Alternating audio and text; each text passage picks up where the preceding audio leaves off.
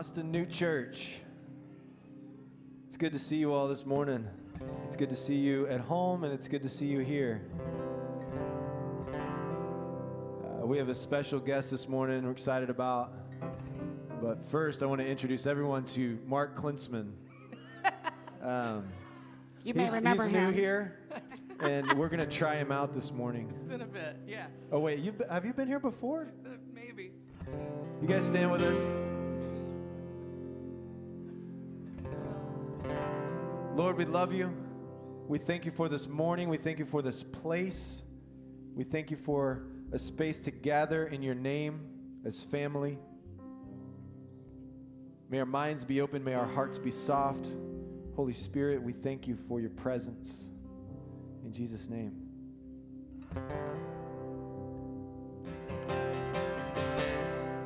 Yeah.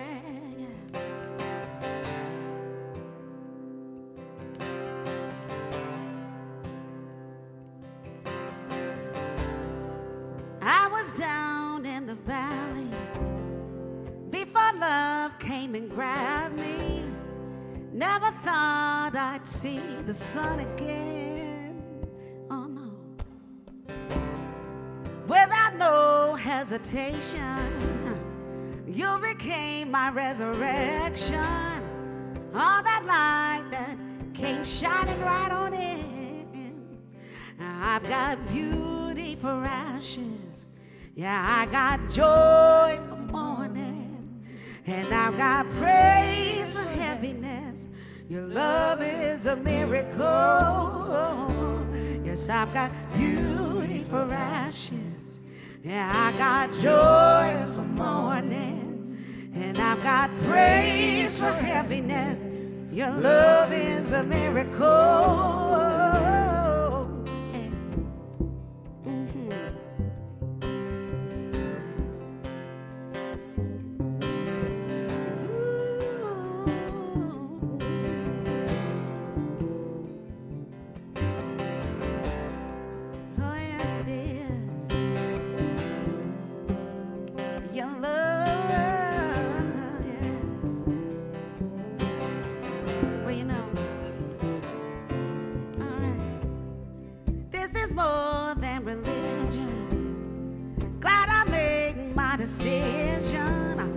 Hope reverse that curse I was walking in.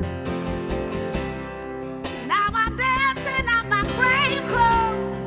Where you lead me, I will follow. You gave a light that the darkness just can't comprehend. I got beauty for ashes. Yeah, I got joy for mourning. And I got praise for heaviness. Your love is a miracle. I got beauty for ashes. Yeah, I got joy for mourning. And I've got praise for heaviness. Your love is a miracle.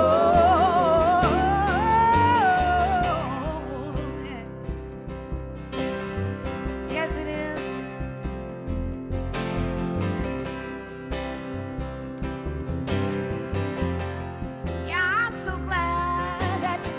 My name,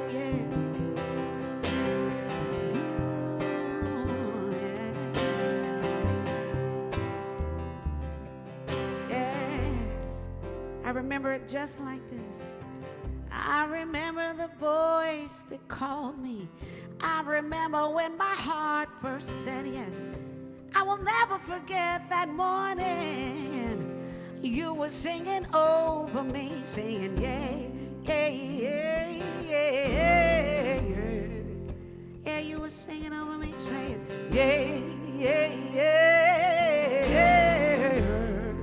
I heard your voice saying, yeah, yeah, yeah, yeah. Oh, you said yes when they all said no. Yeah, yeah, yeah. You were singing over me, saying, yeah, yeah, yeah.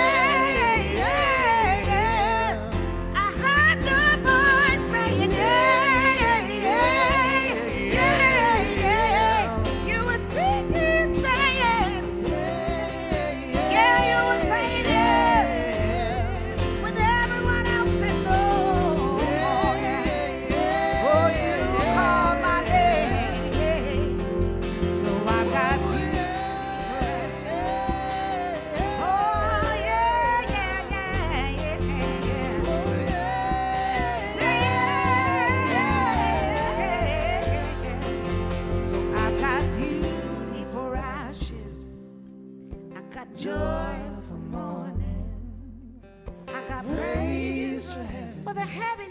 Love is a miracle. Yes, it's a miracle. Oh, yeah. Beautiful ashes. Oh, that beauty. Joy for morning. I hear your voices singing it out. Praise for happiness. His love is. Love is a miracle. Ooh, yeah. I got mercy in the morning. I got rivers overflowing. I got freedom and I'm dancing. Your love is a miracle. Yeah. Say, I got the mercy in the morning. I got rivers overflowing. I got freedom and I'm dancing. Your love is a miracle. I got beauty for ashes, joy in the morning. Praise. Your love is yes, it is. Beauty. I got joy. Praise for happiness. Love is. I love it when you sing. Let me hear it, this congregation. Beauty for ashes. Joy in the morning. Yes, I do. Praise for happiness. Love is a miracle. One more time, yeah. Beauty for ashes. Got joy in the morning. Praise for the happiness. It's a miracle. It's a miracle. Ooh, we thank you for that miracle. Yes, that healing love. We thank you, Jesus. Thank you that you called our name and that you said yes. Yeah, you said yes. You said yeah, yeah, yeah, yeah, yeah, yeah, yeah, yeah, yeah.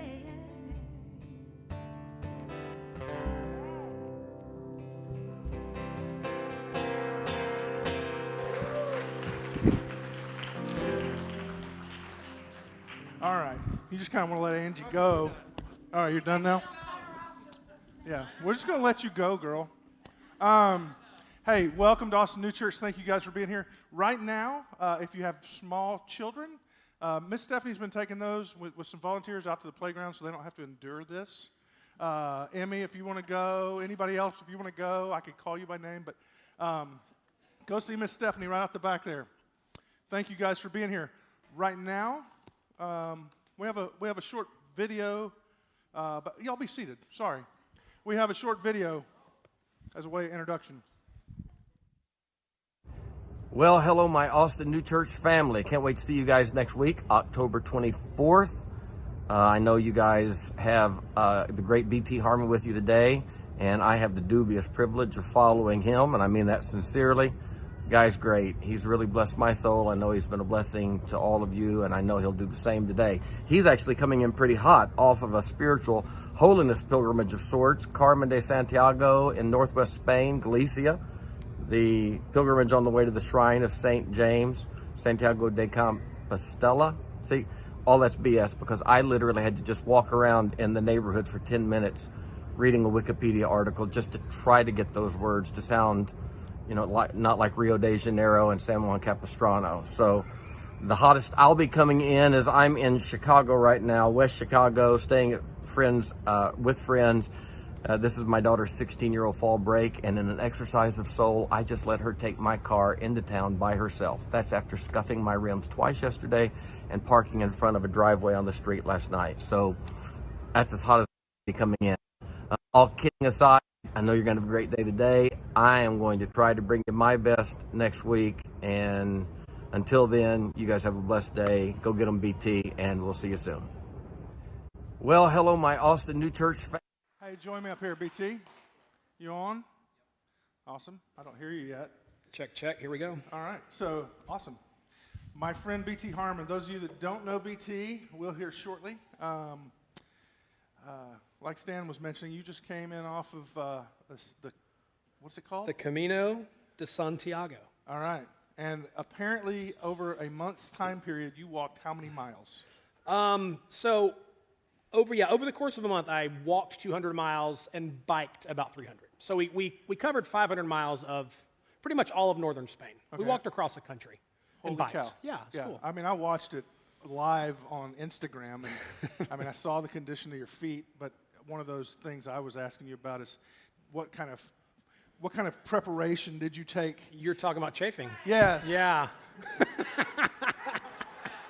Listen, we want to know. Okay. Yeah, we manage chafing and blisters are the two villains of the Camino. They're the two things that'll take you out. Everyone asks if it's safe. I'm like, it's incredibly safe. It's your own body that you got to just care for. So, yeah, we did good on those fronts. A lot of research, a lot of YouTube videos, a lot of medicinal products you can purchase to get you in a healthy space. Nice. I'll be honest, I had no idea what you were doing. I had never heard of this before you went. Yeah. But it's amazing. You have some photos that we downloaded and put up there that you just took. These are stuff you took along the way. Should I just give a rundown of what the Camino is? For Sure, those who don't do know? that. Okay. So the Camino de Santiago, it stands for the Way of St. James. So maybe 1,200 years ago, this guy named Pelagian. Okay. Yeah. He was in the Iberian Peninsula, which is in Spain. He's out one night. He sees some strange lights. Again, this is according to him. And he follows the lights. He goes. He looks around, and there's a sort of a hidden tomb, sort of overgrown. And he calls in church officials to check it out. And for whatever reason, they decide that this is the tomb of the Apostle James, because allegedly, according to tradition, sort of the end of his life, he was on the Iberian Peninsula. So the church sort of certifies this as like a holy site. And they commenced to begin to build a large cathedral, as Christians Churches were known to do in those times in Europe. And so pretty much starting about 1,000 years ago, it became a historic Christian pilgrimage. So people began from all points of Europe coming into Santiago to, gain spiritual blessings, salvation, etc. So at one point, it was the third most popular pilgrimage in all of European Christendom. So you had basically Jerusalem and Rome were the top two, and then Santiago was the third. So the path that I did, if you think about Santiago, the country of Spain is sort of shaped like a fist. So Santiago is here over near the coast. And so if you look at the historic paths coming into it, it's like a spider web. Like they're coming from every single direction all around, because people from all over Europe and even Africa were coming in to make their pilgrimage.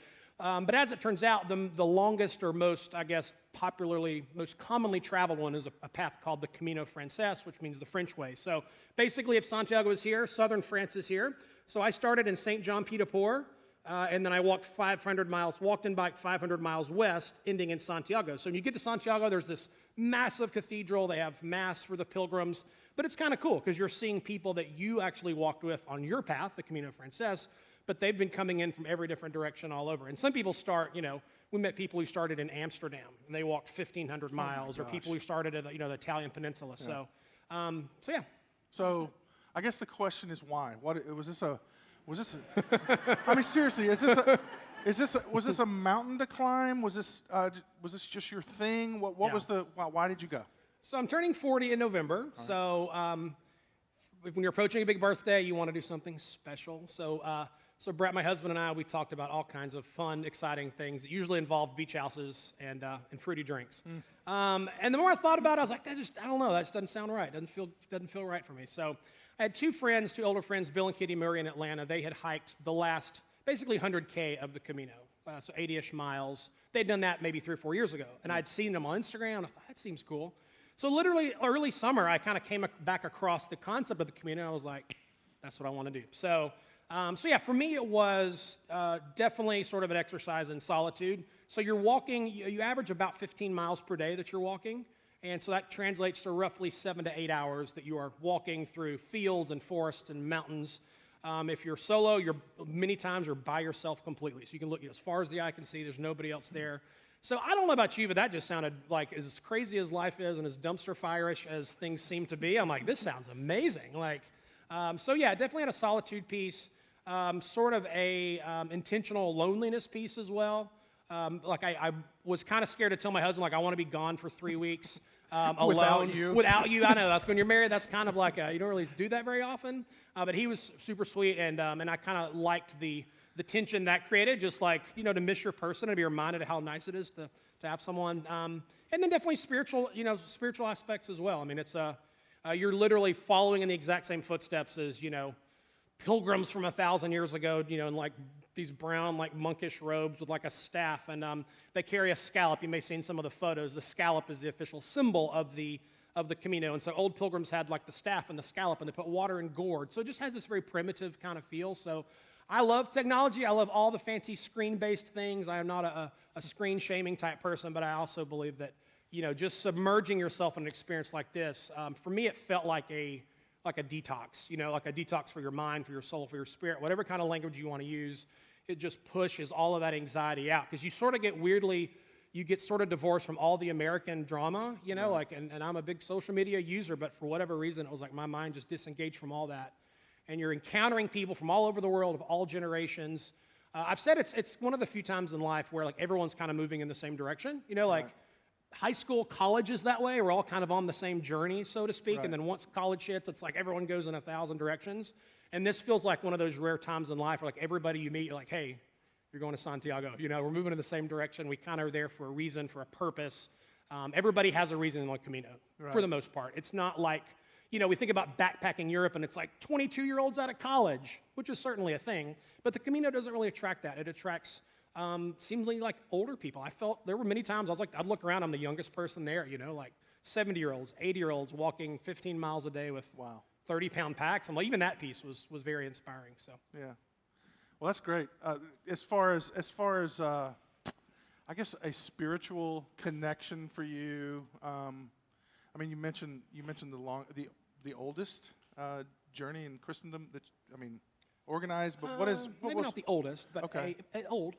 So what were your spiritual takeaways in that? So I think for me, I now closely associate spiritual health with mental health. Like those two things are that was not a part of my religious upbringing growing up. Those two things were not the same, and so those things have merged. So to me, I've said this whole experience was like a mental health machine. Just almost every button that comes along with good mental health kind of gets punched on this experience. So that was definitely a part of it. I think another thing for me, as many of us here, just being a bit dismayed as of late with the current spiritual status of our nation or the world, however you want to look at it. I am beginning to find increasing comfort in really old, like ancient expressions of Christianity, because I'm like, not that, they had their own issues and their own, theology battles and crusades and violence. So that, it's not like they were, perfect by any means, but to me, I get a lot of comfort out of reminding myself that though the current state, the current iteration of the dominant religious structure in this country feels very broken, in my opinion, it's good to rewind the clock and be like, okay, this thing we call Christian faith has been around for 2,000 years, and a lot of people have walked this road. And just because the version of it that we see right around us might not feel like it's working, we can look to the past to kind of gain some inspiration. So, so for me, it's amazing. Like we spent 2 days in Madrid, and we go to the Madrid History Museum, and you go through all the different sections of history, and you get to the 400, 500 AD point after Rome sort of mandated Christianity, and you see all these scratched into stone, the Cairo, which was this ancient symbol for Jesus. And so even just to stare at these ancient pavements, of stone that have people were passionate about Jesus to the point that they're carving out the symbol of this new religion. To me, that's invigorating, and just reminding me that, at the end of the day, this thing comes back to Jesus and not all of the political structures we built around it. Yeah, you said Brett joined you for the last few days. If you don't follow BT on Instagram, just watching the whole thing unfold is amazing. You can still go back and do that, I guess, right? Yeah, it's all on there. Yeah, the pictures that you're seeing, I put on my Instagram, so they're all on there. But. So Brett joined you for the last little bit and did a week's worth of journeying? Yeah, so I definitely wanted to do, to have this experience with my husband. So the first 3 weeks I went solo. This was classic story arc. You're going into the wilderness and, finding all the beautiful things of life and finding meaning. And then, but then getting reunited with your person was super great. So yeah, we did the last 5 or 6 days together. Yeah. And then I'd done, the previous 3 weeks. I was mad at him for you when I started seeing his pictures show up on Instagram. He looked all bright-eyed and bushy-tailed. I know. I was the old, haggard, withered trail troll pilgrim. I've got bandages on my legs. Toenails are falling off. And he's all... Yeah, this fresh face, happy. Dude, steps off the plane, ready to, let's go. I'm like, slow down. I'm just kidding. He was fantastic. I know. You guys did great together. So the reason why I know you, the reason why I've been exposed to anything you do anywhere is because of Blue Babies Pink. Tell us a little bit about what that is and why you put that out in the world. Yeah. So I published a blog and then podcast 5 years ago now called Blue Babies Pink. Hopefully some of you have seen it. But it was literally just, thank you. Sweet. It was literally just my coming out story. It really wasn't that special or unique. It was very long, a lot longer than it probably should have been. I got multiple emails saying, "You need an editor." I'm like, I know, but I'm just a poor random person. I don't have fancy things like editors. So basically, it was just, I grew up in North Alabama. My dad was a Southern Baptist pastor. Grew up in a great family, two older brothers. So just a classic, good Christian family in the American South.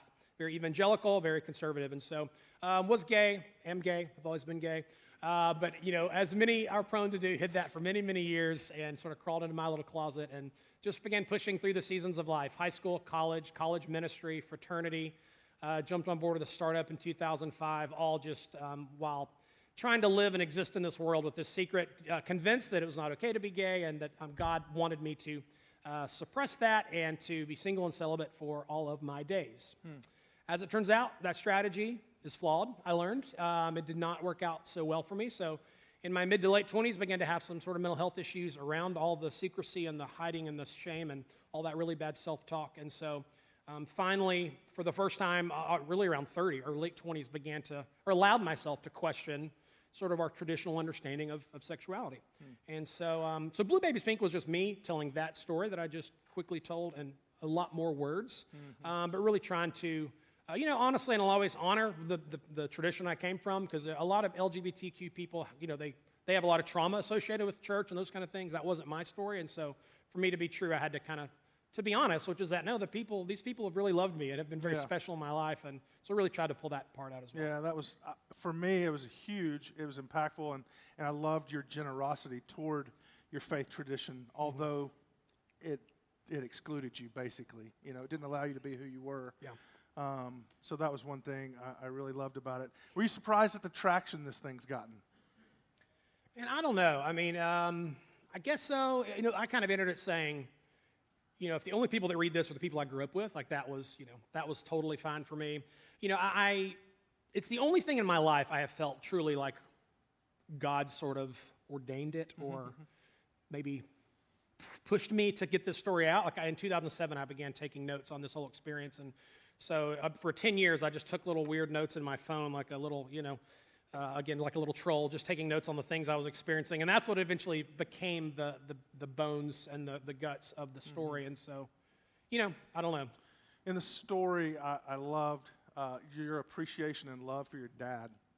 Yeah. And I know he passed away during that 44 episodes. I don't remember what episode it was. You do, I'm sure. But 11. Episode 11. I think. I could be wrong. That was a fairly pivotal moment in your story, I think. But also, looking back at that now, as a gay man out, married, what would your dad say to BT now? It's a really good question. This is a really hard question, but I like it. It's good. So yeah, my dad died 21 years ago. So I'm like, what was going on in the world 21 years ago? Like, it was right after the Y2K. Smartphones didn't exist. I mean, it was just a different universe. Sure. Basically. So I think in 21 years, it's like I have no idea how his faith and beliefs would have evolved. He was the pastor of a large Southern Baptist church, so that he would have had some problematic, things to resolve there, and maybe a little tension. So I really don't know. My instinct is to say that he would not be affirming, but that he would be incredibly loving and kind towards me and towards my person, Brett. And so for me, like, if he was in that place, that would be good enough for me. Yeah. But I don't know. I don't know what he would say. Yeah. 20 years is a long time. It's a long time. That's right. Some of us have come further and less. So I'm just saying. So you touched on this, but you struggled with your mental and even your physical health while closeted. And I love that you wrote. I love that you recorded. I don't love it. It's odd to me that you recorded Blue Babies Pink in your actual closet. In the closet, yeah. That's what poor podcasters do, by the way. We all record on cheap Amazon microphones. So. Right. But you're better. You're better now. A little fancier. Yeah. All right. You told me one time that for you at least, there was no gay Christian mentors or role models out there to emulate. Maybe no gay married Christian men that basically had any type of platform or anything. Is that still the case? Have you found some? Yeah, I definitely wouldn't say there were nobody like that. Okay. But there aren't many, Okay. and there aren't many very prominent ones. You Okay. know, and so yeah, I mean that is one of the challenges I think for the LGBTQ community, particularly people of faith, is, you know, I've always kind of compared it to this. Like if you are a straight child and you are in a church like of this size or bigger, you know, you look around and all of your presumably straight or friends who have straight parents, they're married, they have healthy marriages, some more healthy than others. But you kind of like your entire life, you're used to seeing people like matriculate through the phases of life. We go childhood, we go high school, we go college, we get married, and then we, you know, have a job and then have kids, right? And that's kind of the path. So the problem is when you're gay, that path does not look quite so linear to you, or that it even can exist at all. And so we don't have sort of these, icons and role models and things to aspire to, like, oh, look at them, I want to get to that point in life or here.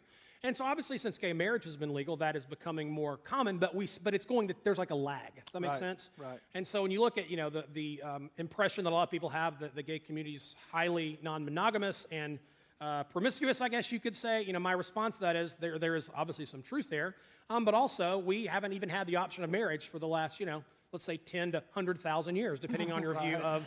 Right. I'm like we're 5 years into this or 6 years into this thing, you know, like gay marriage was legalized in 2015, and so there's actually a mindset that's, you know, I'm hoping will begin to shift towards pro-monogamy, you know, getting married, putting down roots, and having families. And I know that's not the path for everyone, but I hope more people will see that path as an option, younger LGBTQ people. Yeah. So. Do you find yourself kind of a reluctant leader in that space now? Is that something? I haven't asked you, Brett. Are you guys comfortable with that? Is that something you not even aspire to? Are you reluctant leaders in that space? Do you find yourself as that? Are you trying to be? Brett and I are razor focused on loving each other well, building a good marriage, raising 2 cats, growing vegetables in our garden, keeping our house clean. That we are aspiring to be role models in those things. I can follow that. Yeah, I mean, listen, if somebody wants to look up to us and glean some kind of inspiration, more power to them. But listen, Trey, coming out of the evangelical space, I think the minute we start trying to, you know, look at me, I'm a role model kind of language, things begin to kind of go south. Yeah. So I'm like, don't look at me. I'm not a role model. Right. You know, if you Sound think like I am Charles in your Barkley mind, now. that's fine for you, you know, but I will probably let you down. If you follow me on Twitter, you'll see that I'm kind of angry a lot, and I'm not this perfect person that you might think. So You're perfect. perfect. You're perfect on Instagram, though. More perfect. Yeah, I'm a little nicer on there. Kinder, gentler. But yeah, me and Brad are just trying to live a really boring and normal That's and good. healthy life. That's good. That's the goal. And that's why I like you. So, Yeah. So this was a question from our LGBTQ community. What is the best strategy for continuing relationships with people who are non-affirming? Okay, this is a good question. So, number one, the question is, I know exactly where the question is coming from, but the question is a little bit flawed in that, or not flawed. From my perspective, my default mode in interacting with anybody in this world is we're going to default to love and assuming the best. Okay. Right? So I think it can get really toxic really quick when we're constantly expecting, you know, a lot of negativity to come our way when that's typically not the case, depending on your life story. So I kind of default to that. And so I created this tiny little schema in my mind that I've talked about a lot, but I break it down to, you know, thoughts, words, and actions.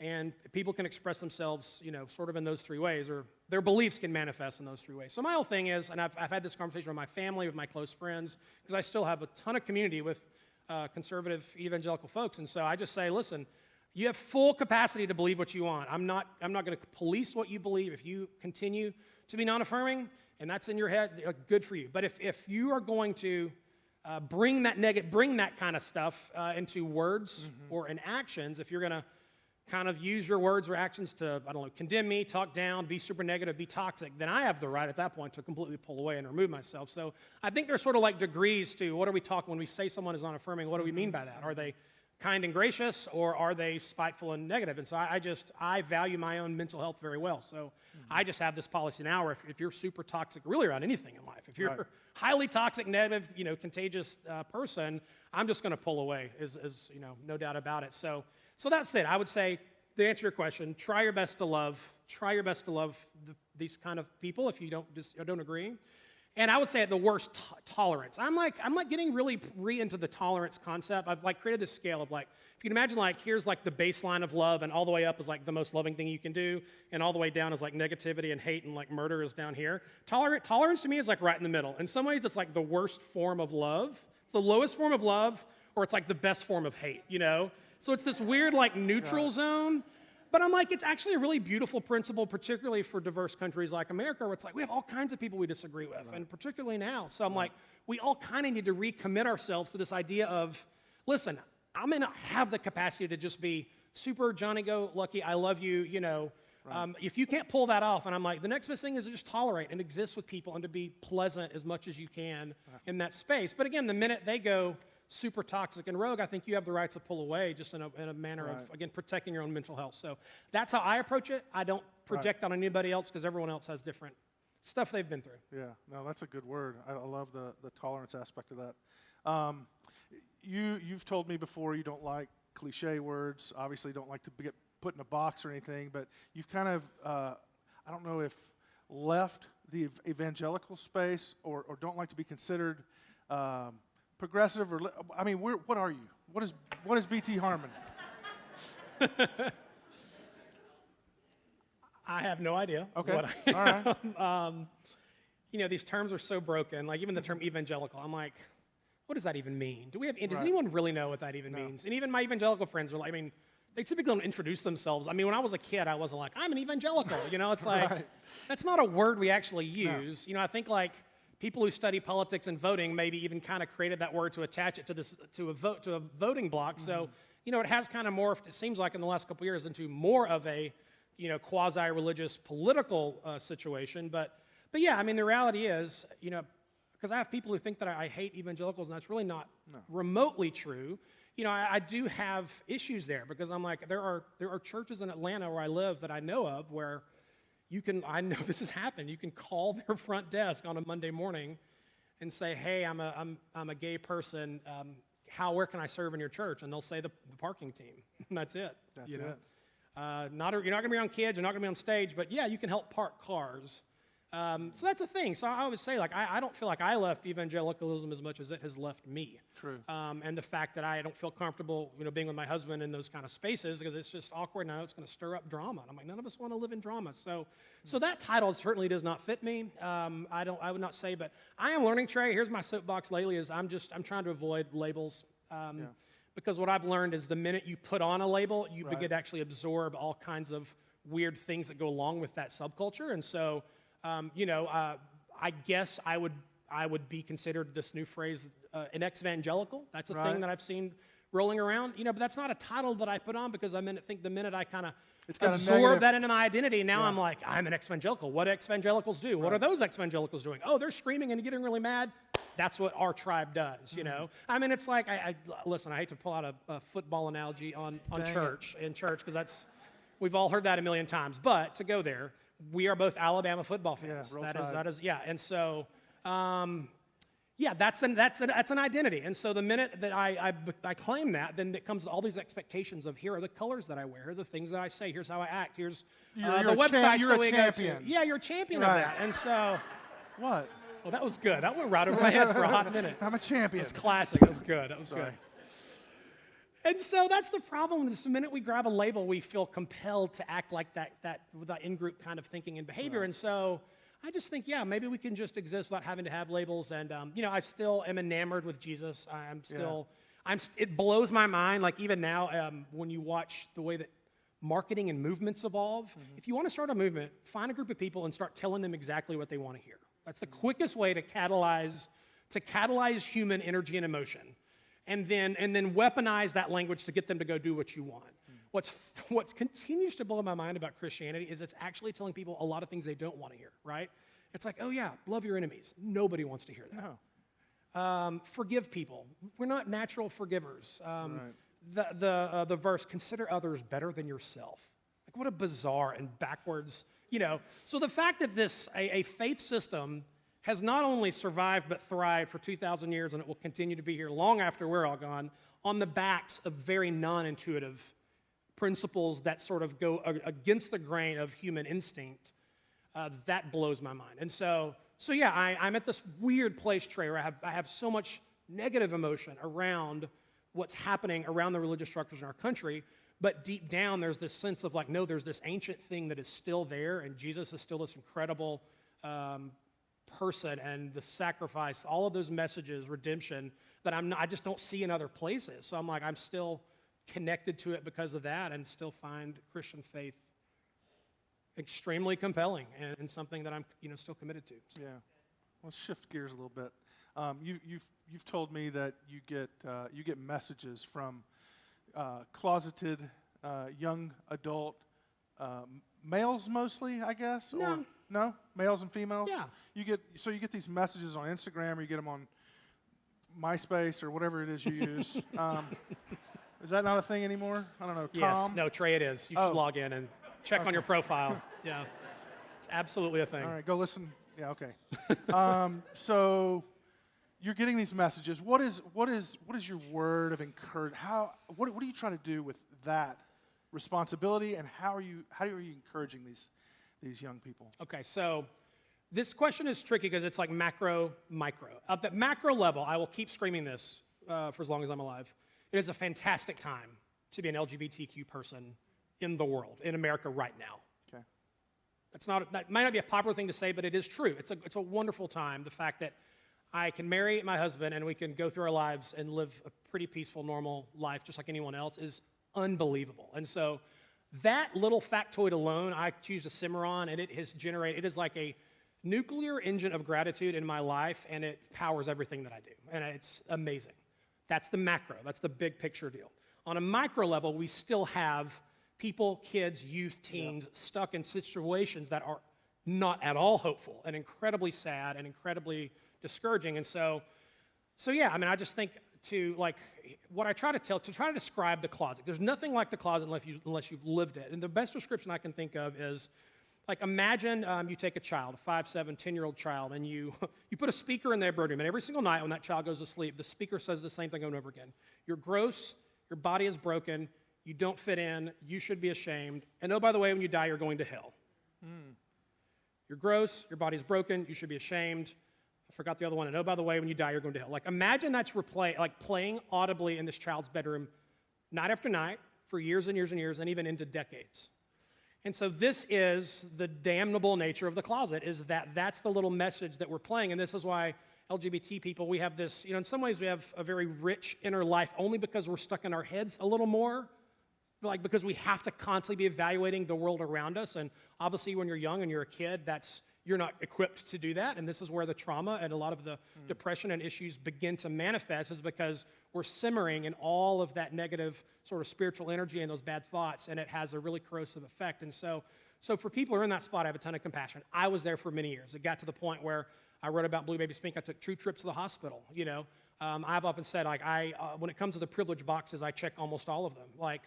And so in my late 20s, I have a great job and amazing friends, and I'm making good money, and my inner life is absolutely just wilting away because I had all of that negative emotion compounded by a really big secret. And listen, I wrote in Blue Baby Pink extensively about the damnable nature of secrets, and when these secrets have so much power over us.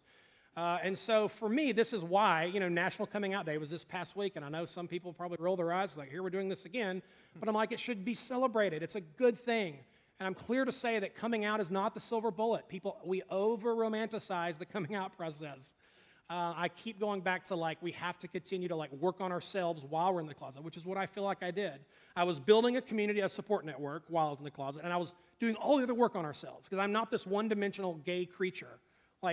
There's 1,000 different facets to BT Harmon, and there's this one thing over here called gay, but I'm like, there's a million other things I can be working on while I'm dealing with that issue. I'm saying, so I try to tell people to release them to hey, listen, if you're 21 or 18 or whatever it is, and you're not able to come out because your parents or finances or you're going to lose your job, I said, it sucks and it's terrible, and we're going to hold a lot of space for you.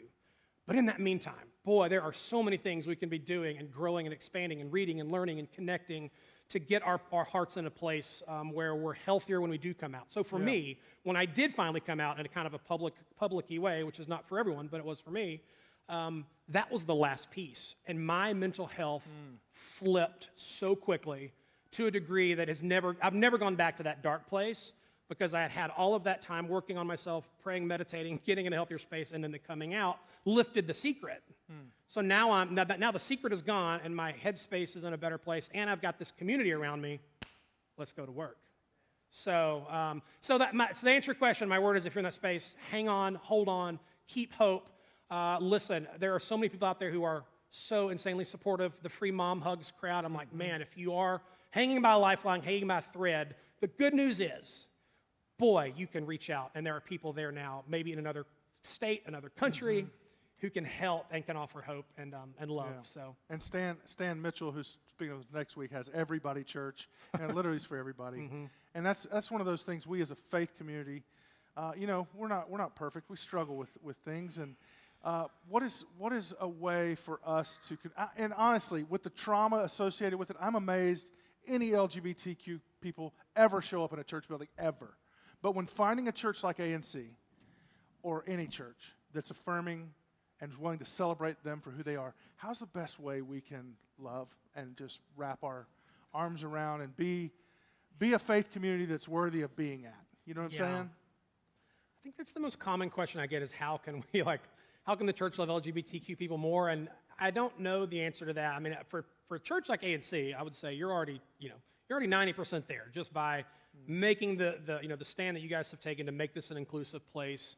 Right now we're just in a place where the word Christian is still associated with like anti-gay. It's almost like a synonym, right? Like that's just the perception in the zeitgeist, both in sort of religious circles and even non-religious circles. So I think that's got to change. And so it's congregations like this that are going to begin to shift that to, because hopefully eventually it's like Christians do not equal anti-gay, but even if some are, but boy, there's this whole other thriving branch of the tree of Christianity that celebrates people and is a source of light and a source of hope. And so to me, that's what I would hope, that you guys would continue to lean into. But I mean, you're doing a pretty good job now. Well, there's no going back. There's no going back. There's no That's going true. back.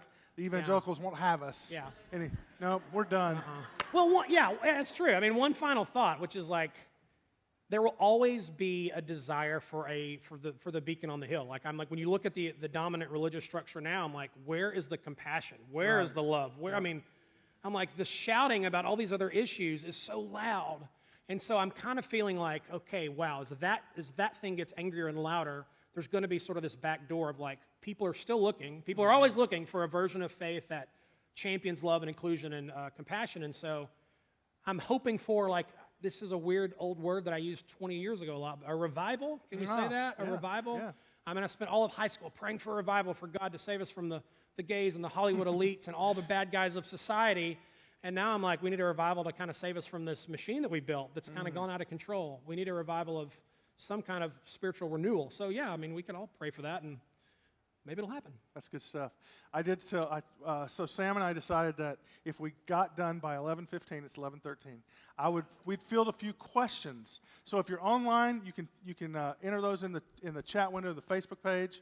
I don't think we're going to monitor YouTube, but if you're in the room, will you bring the lights up a little bit too, Trace? Thank you. If you're in the room and you have a question for BT, make your way up here to Sam. She's got a microphone. We'd love to capture that as well. We'll just give it a couple of minutes. If you don't have one, even if you just want to say, I love you, BT, and I love your hat or something. All right. Somebody, come on up. Come on up. Man, you're making this. Sorry. This is a challenging I know, question right? situation. Nope. Kudos to the brave, man. Whew. It was on my mind. Oh, turn it on. Hello. Okay.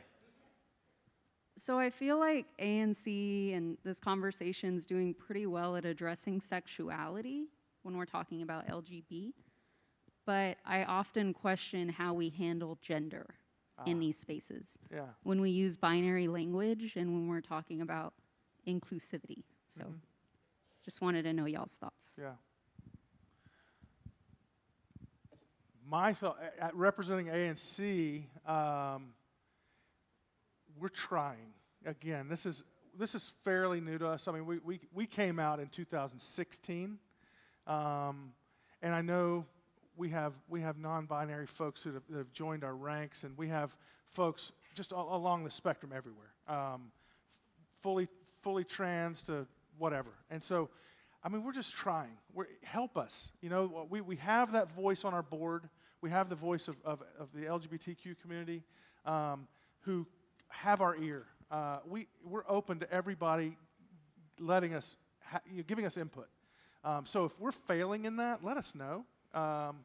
That's really all I can say, I think. Jason, you weren't planning on saying anything, but you got a mask on. That's good enough. I hope you understand our hearts in that. Maybe we're not doing it right, but let us know. Okay? Does that kind of answer that? Yeah. All right. Sorry. That seemed very ANC specific. Yeah, fine. You okay. got it. Anybody else? Anybody? All right. All right. I just wanted to thank you for talking about how only one part of you is gay. Like you are all these things and gay is one thing that you are. And I think that we have this sort of default thing in our society where when we want to be inclusive, we almost single out our differences, and we work really hard to make an affinity group for every aspect of who we are as humans. Mm-hmm. And I think that can almost stop the organic, like, it seems like intolerance melts when we form real friendships, like actual relationships with another human being. And one thing I like about ANC is that you don't work really hard to say, okay, there's a little mini group for everyone and stick to yourselves and birds of a feather and that kind of thing. Wait a second. We do have an LGBT group we're going to show and you a slide for in a minute. That's totally fine. Anyway. But it isn't when you fill in your new partner classwork that you're choosing to be in these little tiny isolated things. That's one thing I think that is sort of a balance, and I just really wanted to thank you for addressing that, because it's artificial to only talk about one aspect of ourselves. I hear you. Identities, and thanks for bringing that up. Yeah, that's good. Question right here. I told Sam, I sent her a picture, actually I sent her a video of Phil Donahue this last week working the audience with a microphone, and this is what it looks like. I just wanted to thank you. I'm a Harbor parent, and if BT's group Harbor is for families, and when we found out about our son, we didn't know what to do, and I think a lot of Christians feel like either you can love your child or you can follow Jesus, and that's a really scary place to be, and so, but if that's kind of what we've been learning, so I just wanted to say thank you that the Harbor was incredible for our family and how do they find Harbor? You. How do people find that?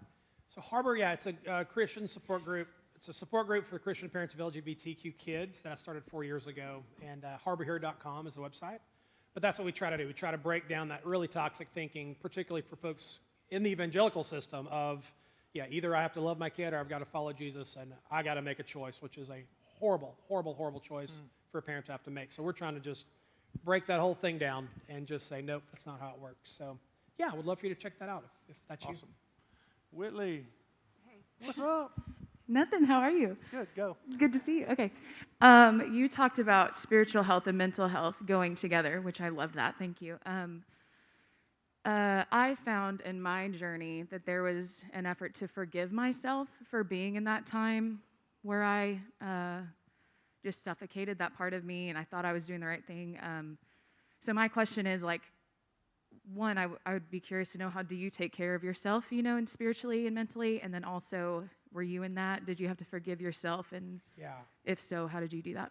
Yeah, I'm tearing up because there is this thing that LGBT people go through, particularly those who come out later in life, where you wake up one day and all of a sudden you can breathe for the first time, and the sun is out, and then you look back and you're like, oh my gosh, like all the wasted years, And And so a lot of people have this, there's a mourning aspect to coming out, particularly if you're older, where you're like, because now, it's like I am happily married, and there was this time there was this season of when I was coming out to close friends and family, and I was working through the theology piece, and there was this little voice in my head saying, who do you think you are? You're not going to be happy. Like, if you get married, this is not going to make you happy. At the end of the day, you're going to be still a miserable person, and you're going to live with a lot of sadness. And even had someone close to me say, Brett, this is not going to, when I was dating my husband, Brett, this is not going to work out how you think it is. So sort of this ominous prophecy of, you think that this gay lifestyle is good and holy, but oh, but it's not. And so now, having met my person, and we got married in 2018, and we're 3 years in, and I'm like, wow, as it turns out, the actual opposite is so true. Like, the deeper I go into my love for my husband, the more life I have, and the more joy that I have. And the more those old narratives just begin to crumble. Because it's one thing to accept those things cerebrally and to yes, I believe that that this is a good thing. But then once you start experiencing it, you're like, oh, this whole system that I believed for so long was so backwards and cruel and harmful. So yeah, for some people it takes getting to that point of all of that. That was the final nail in the coffin of all those just crazy thoughts that were still lingering in my head from sort of a type of programming. But no, it's full of joy and really very happy. So. Good. I told you if you cried, I was going to cry, but I'm holding on. Okay, you're doing good. Yeah. Holding on. Not same. Anybody else? All right. Well, let's thank Brett, BT, for being here this morning. We're done. Thank you, sir. Thank you, brother. Give me a hug.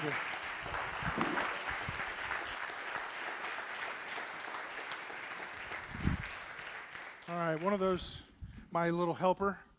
Oh, I love it. One of those things that we do around here every week is as we close out our services, we come together for a time of communion. And this is fairly simple. The way we do it around here is they're going to play a song, one solitary song. All right. And you guys, if you will, you'll stand with me, and then we'll make our ways to one of the four stained glass windows around the room. Has the little, well, we call them Jesusables, but that's not very pious. So they're a little all-in-one cracker and juice thing, and you can take those, go back to your seat. You can take those elements. But here's what it's about. On the night that Jesus died, the night before he died, he got together with his friends, and they got around a table, and he said, he took this bread and he broke it, and he goes, you know what? This is my body, broken for you. Take it and eat it in remembrance of me. And then also, after supper, they were reclining at the table, and Jesus said, you know, this body, this wine, it's my blood poured out for you. Whenever you drink this wine, think about me. Do it in remembrance of me. And so that's what we do. That's what we celebrate. We come together every week. We make our way to these windows, and we take these little elements in this little weird plastic thing, and it's true. These elements, this body, this blood, Jesus' blood poured out for us, and we just do it as a remembrance. So our table's open, obviously, completely. Doesn't matter. Jesus, on the night when he's betrayed, he gave the bread and he gave the wine to Judas, the one who'd betray him. There's nobody in this room that doesn't belong at that table. Okay? So the band's going to sing. We're going to say the Lord's Prayer together, and then the band's going to sing Make Your Way. We're only doing one song. All right? Our Father, who art in heaven, hallowed be thy name. Thy kingdom come, thy will be done, on earth as is in heaven. Give us this day our daily bread, and forgive us our trespasses, as we forgive those who trespass against us. Lead us not into temptation, but deliver us from evil. For thine is the kingdom, and the power, and the glory forever. Amen.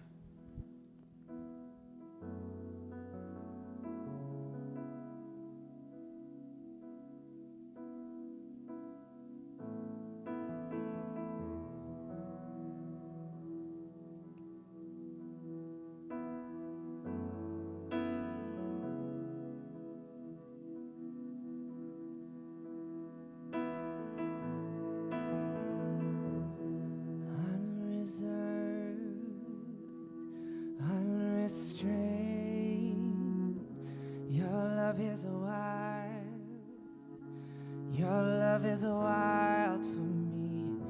It isn't shy. It's unashamed. Your love is proud to be seen with me.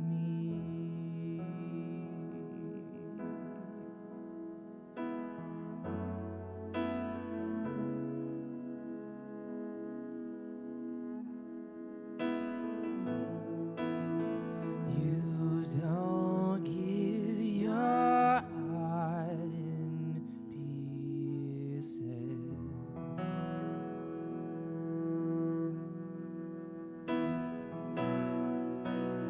You don't hide yourself to tease us.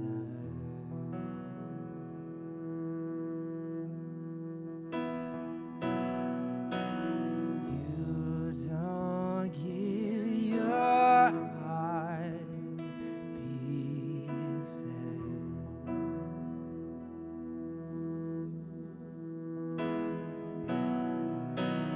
You don't hide yourself to tease us.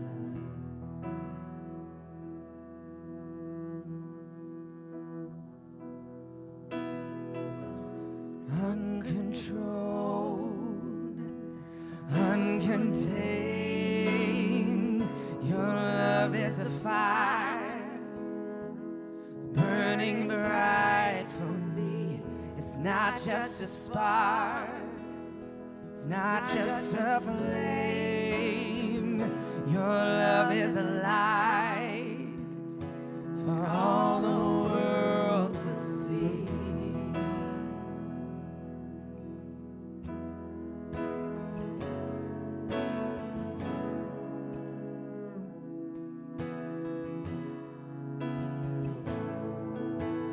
You don't give your heart in pieces.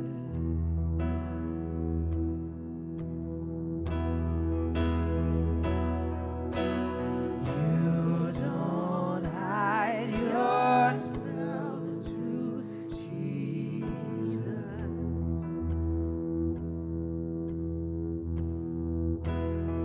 Sing it. You don't give your heart in pieces.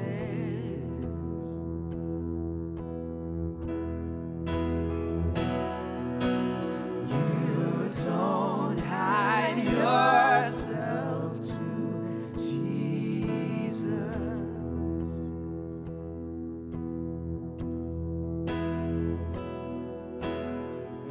Your love's not fractured, it's not a troubled mind. It isn't anxious, it's not the restless kind. Your love's not passive, it's never disengaged. It's always present, it hangs on every word we say. Love keeps its promises, it keeps its word, honors what's sacred, its vows are good. Your love's not broken, it's not insecure.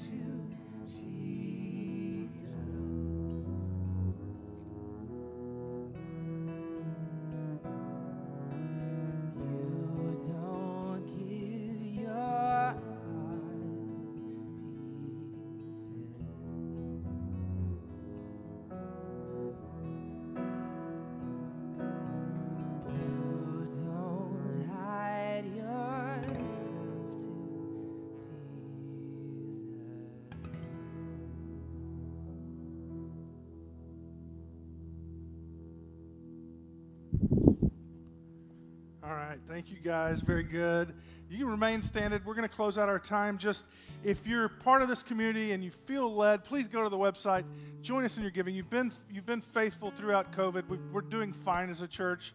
Just to direct you to the website. If that's something that you feel just want to be a part of, we'd invite you into that. Also, if you're online, there's an information card in the seat back in front of you. There's also an information card. If you're new to us, this is your first shot at ANC, we'd love to know that you're here. Just fill that out. You can drop it in there's a black box by the front door that you came in. You can just drop that in there on your way out. And BT, send us out with a little blessing. You got a little under music thing going on. When we are proud, make us humble. When we are weak, make us confident. In a world of rage, make us peace. In a world of fear, make us stand tall. Make us like Jesus.